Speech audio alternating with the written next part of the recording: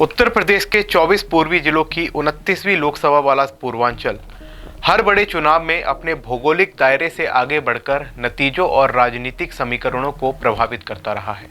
नमस्कार, मैं शुभम गुप्ता और हमारे इस खास कार्यक्रम बात जनहित की में आपका स्वागत है। पिछले एपिसोड में हमने आपको बताया कि राजनीति के अपराधीकरण की शुरुआत कैसे हुई और आज हम आपको बताएंगे पूर्वांचल का पूरा माफिया मैप। पूर्वी उत्तर प्रदेश के राजनीतिक नक्शे को अगर उठा के देखें तो माफियाओं के प्रभाव उभरते हैं और देखते ही देखते पूरे पूर्वांचल का नक्शा रंग देते हैं। 1980 के दशक में गोरखपुर के हाता वाले बाबा के नाम से पहचाने जाने वाले हरिशंकर तिवारी से शुरू हुआ राजनीति के अपराधीकरण का यह सिलसिला आगे चलकर आगे के सालों में मुख्तार अंसारी, ब्रजेश सिंह, विजय मिश्रा, सोनू सिंह, विनीत सिंह और फिर धनंजय सिंह जैसे कई हिस्ट्री शीटर बाहुबली नेताओं से होता हुआ आज भी पूर्वांचल में बड़े ही गर्व से फल फूल रहा है। अपने साथ साथ अपने परिजनों के लिए भी पंचायत ब्लॉक कमेटियों से लेकर विधान परिषद, विधानसभा और लोकसभा तक में राजनीतिक पद सुनिश्चित कराने वाले पूर्वांचल के बाहुबली नेता अपने अपने इलाके में गहरी पैठ रखते हैं। गोरखपुर, कुशीनगर, महाराजगंज से शुरू होने वाला राजनीतिक बाहुबल का ये प्रभाव आगे फैजाबाद, अयोध्या, प्रतापगढ़, मिर्जापुर, गाजीपुर, मऊ, बलिया, भदोई, जौनपुर, सोनभद्र और चंदौसी से होता हुआ बनारस और प्रयागराज तक जाता है। लोकसभा सीटों का विश्लेषण करें तो साफ हो जाता है कि पूर्वांचल में सक्रिय हर बाहुबली नेता अपनी राजनीतिक ताकत के हिसाब से 1 से लेकर 4 लोकसभा सीटों पर चुनाव को प्रभावित करने का मादा रखता है। चुनावी सुधारों पर काम करने वाले एसोसिएशन फॉर डेमोक्रेटिक रिफॉर्म की रिपोर्ट के अनुसार 2014 के लोकसभा चुनावों के बाद चुनकर आए हर तीसरे सांसद के ऊपर आपराधिक मुकदमे चल रहे थे। मार्च 2018 में केंद्र सरकार ने एक जवाबी हल्फनामे में बताया था कि इस वक्त देश में चुने गए जनप्रतिनिधियों में से कुल 1765 सांसदों विधायकों के खिलाफ 3816 आपराधिक मुकदमे दर्ज हैं। आपराधिक पृष्ठभूमि वाले नेताओं की इस राष्ट्रव्यापी सूची में 248 निर्वाचित सांसदों और विधायकों के खिलाफ दर्ज 565 आपराधिक मुकदमों के साथ उत्तर प्रदेश पहले स्थान पर है। बीते सितंबर में आपराधिक इतिहास वाले प्रत्याशियों को चुनाव लड़ने से रोकने की मांग करने वाली जनहित याचिकाओं पर सुनवाई करते हुए सुप्रीम कोर्ट ने कहा था कि इसके लिए संसद को कानून बनाना होगा, ये न्यायपालिका का काम नहीं है। अब इतिहास के पन्नों को पलटते हैं और बात करते हैं कि यूपी की राजनीति में कैसे पांव पसारते हुए माफिया सपोले से सांप बन गए।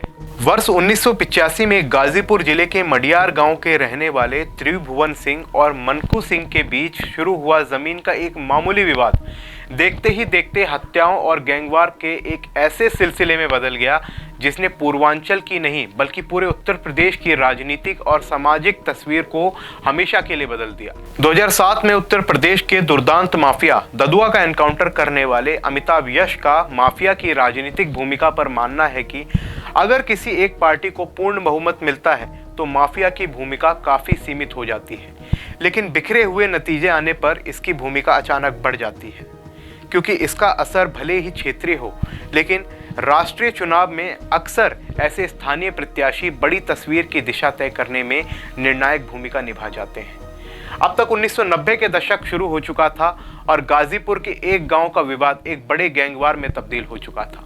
माफिया सरगना रहे साहिब सिंह ने चुनाव लड़ने के लिए आत्मसमर्पण किया। बनारस कोर्ट में उनकी पेशी थी। अदालत के सामने पुलिस वैन से उतरते हुए उनकी गोली मारकर हत्या कर दी गई। बदले में पुलिस कस्टडी में अस्पताल में भर्ती साधु सिंह की गोली मारकर हत्या कर दी गई। यूपी के इस गैंगवार से 2 बड़े सरगना उभरे, मुख्तार अंसारी और ब्रजेश सिंह। बाहुबलियों के काम करने का भी एक अंदाज होता है जिसका गहरा प्रभाव होता है। आइए समझते हैं माफियाओं का वर्किंग स्टाइल। 1990 के दशक का अंत आते आते पूर्वांचल के माफिया ने खुद को राजनीति में लगभग स्थापित कर लिया। मुख्तार के बड़े भाई अफजल अंसारी पहले ही राजनीति में थे, इसलिए मुख्तार के लिए राजनीति में आना आसान था। ब्रजेश ने अपने बड़े भाई उदयनाथ सिंह उर्फ चुलबुल को राजनीति में उतारा। पहले उदयनाथ सिंह विधानसभा परिषद के सदस्य रहे और उसके बाद उनके बेटे और ब्रजेश के भतीजे सुशील सिंह विधायक हुए। दूसरी तरफ 1-2 अपवादों को छोड़कर अफजाल गाजीपुर से और मुख्तार मऊ सीट से लगातार विधायक चुनाव लड़ते और जीतते रहे। निसंदेह बिना राजनीतिक क्षय के माफिया नहीं पनप सकता।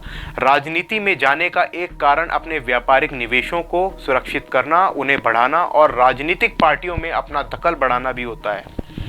उन्हें लगता है कि अगर चुनाव जीत गए तो पुलिस एनकाउंटर नहीं करेगी या नहीं कर पाएगी। जिला पंचायत से लेकर ब्लॉक अधिकारियों तक निर्वाचन आधारित हर स्थानीय प्रशासनिक संस्था पर उस इलाके के माफिया के परिजनों और चेलों का कब्जा होता है। माफिया का डर ऐसा होता है कि पत्रकार इनके बारे में कुछ नहीं लिखते या फिर उनके मनमाफिक लिखते हैं।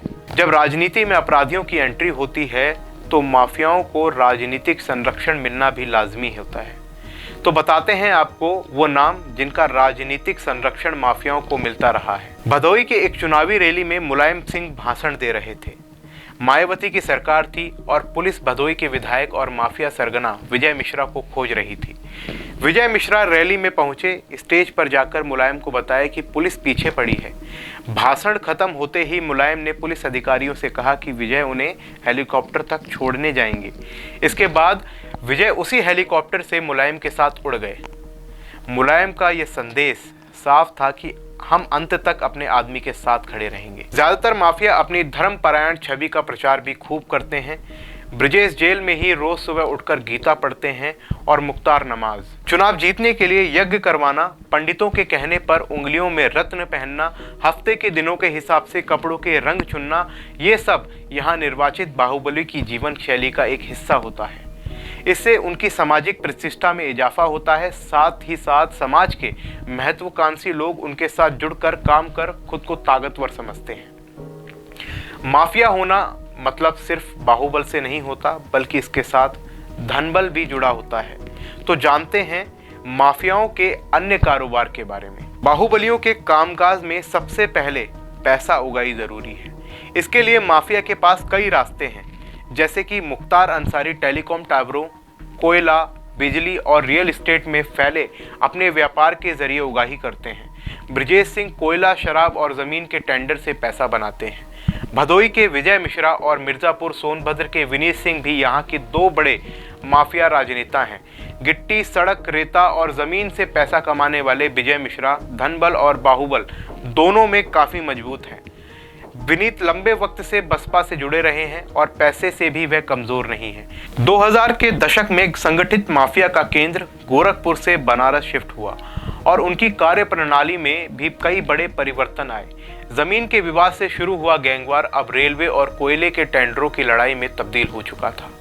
बनारस में आज भी मछली और टैक्सी स्टैंड के ठेके जिला पंचायत के जरिए क्षेत्र के एक बड़े माफिया के प्रभाव में ही तय होते हैं।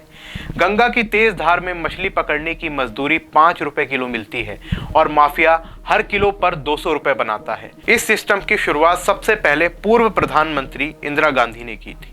उनके पास गोरखपुर में हरिशंकर तिवारी थे और सिवान गोपालगंज इलाके में जैसे लोग। बाद में मुलायम सिंह ने इसी सिस्टम को ज्यादा व्यवस्थित कर दिया।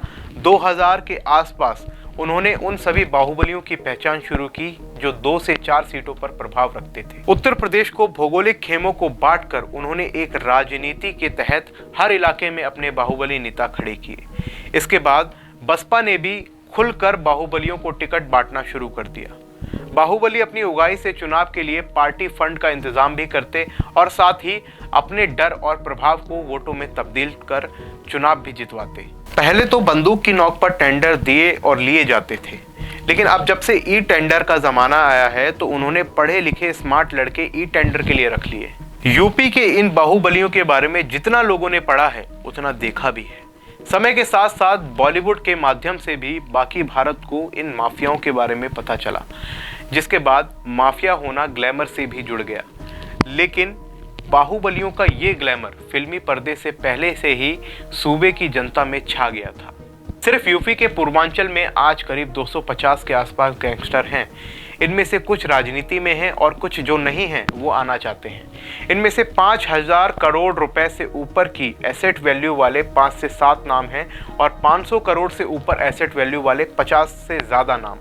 बाकी जो 200 बचते हैं वो टॉप के 5 माफियाओं जैसा बनना चाहते हैं। चुनाव में बाहुबली वोट देने और वोट ना देने वाले दोनों चीज़ों के लिए पूर्वांचल में पैसा बंटवाते हैं। ये आम बात है कि आप घर पर ही उनसे पैसे ले लीजिए और उंगली पर स्याही लगवा लीजिए।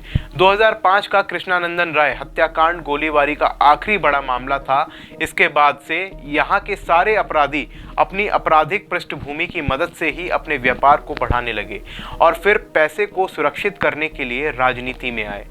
आज का बाहुबली जो नेताओं से भी ज्यादा पेशेवर नेता है, वोटों के लिए वह जनता के पैर पकड़ने से लेकर तोहफे बांटने तक सब कर रहा है। आज उत्तर प्रदेश की जनता डर से नहीं, उनके ग्लैमर से प्रभावित होकर उन्हें वोट देती है। पूर्वांचल के ग्रामीण इलाकों में आज भी मुख्तार और विजय मिश्रा जैसों का ग्लैमर काम करता है। गांव का आदमी सिर्फ इसी बात से खुश हो जाता है कि बाबा 10 गो गाड़ी लेकर हमरे द्वारे पे आयल रहें। माफियाओं ने न सिर्फ राजनीति संरक्षण का फायदा उठाया, बल्कि अपनी रॉबिन हुड वाली छवि बनाकर भी जनता से जुड़ाव रखा ताकि दबदबा कायम रहे। सभी बाहुबली अपने इलाके में होने वाली शादियों में लोगों की मदद करते हैं, खास तौर पर गरीबों की बेटियों की शादी में। इसी तरह लोगों के मरने पर, लोगों के इलाज पर और कभी कभार तो यूं ही। मान लीजिए अगर इलाके में 10 लड़के बाहुबली के पैर छूने आए हैं तो आशीर्वाद में बाबा 5-10 हज़ार रुपया यूं ही पकड़ा देंगे। इसे स्ट्रेटेजिक इन्वेस्टमेंट कहते हैं। ज़्यादातर निर्वाचित माफिया अपनी रॉबिन हुड की छवि को पुख्ता रखने के लिए किसी भी हद तक जाने के लिए तैयार रहते हैं। वह लोगों की मदद करके उन्हें अपनी छत्र छाया में रखते हैं और इस तरह से अपने लिए एक ऐसा वोट बैंक तैयार करते हैं जो कई बार धर्म और जाति से परे भी उनका वफादार रहता है। अपराध एक ऐसा दलदल है जिसमें एक बार घुसने के बाद कई बार खुद को जिंदा रखने के लिए अपराधी नए अपराध करता चला जाता है। तो आज के लिए बस इतना ही। हमारी ये नई मुहिम राजनीति का अपराधीकरण जारी रहेगी। देखते रहिए जनहित टाइम्स। धन्यवाद।